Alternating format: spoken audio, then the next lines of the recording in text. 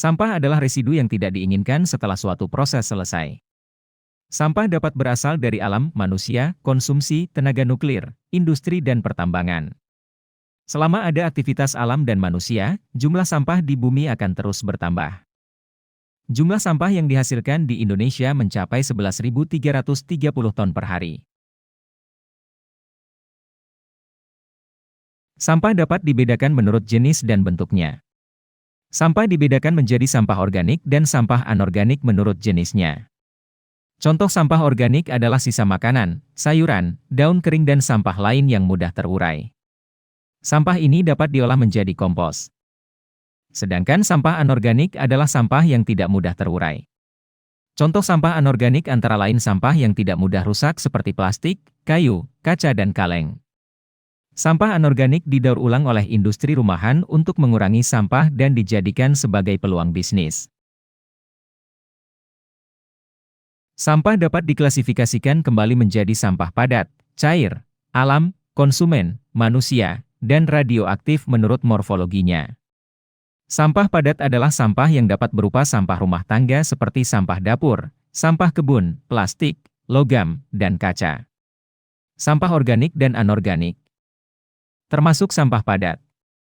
Sampah ini merupakan sampah yang dapat terurai oleh proses biologis dan sampah padat yang tidak dapat terurai oleh proses biologis berdasarkan sifatnya yang spontan. Ada dua jenis sampah padat yang tidak dapat terurai secara hayati, dapat didaur ulang dan tidak dapat didaur ulang. Sampah cair adalah sampah yang sudah digunakan dan tidak diperlukan lagi, biasanya dihasilkan oleh kegiatan industri. Sampah cair dibedakan menjadi dua, yaitu sampah hitam dan sampah rumah tangga. Sampah hitam adalah sampah cair yang mengandung patogen berbahaya dari toilet, dan sampah rumah tangga adalah sampah cair yang dihasilkan dari dapur, kamar mandi, dan ruang cuci. Sampah alam adalah sampah yang dihasilkan dari alam dan terurai melalui proses daur ulang secara alami. Contoh sampah alam adalah daun-daun kering hutan yang terurai menjadi tanah. Kotoran adalah istilah yang digunakan untuk produk pencernaan manusia seperti feses dan urin. Kotoran manusia dapat merugikan kesehatan manusia karena dapat dikatakan sebagai sarana berkembangnya penyakit yang disebabkan oleh virus dan bakteri.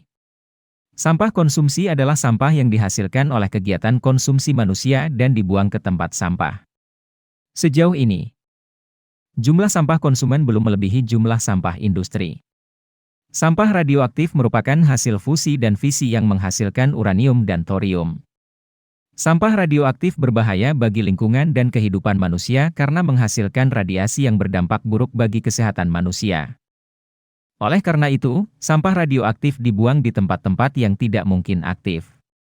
Umumnya dibuang di bekas tambang garam atau dasar laut. Demikianlah penjelasan mengenai sampah. Terima kasih.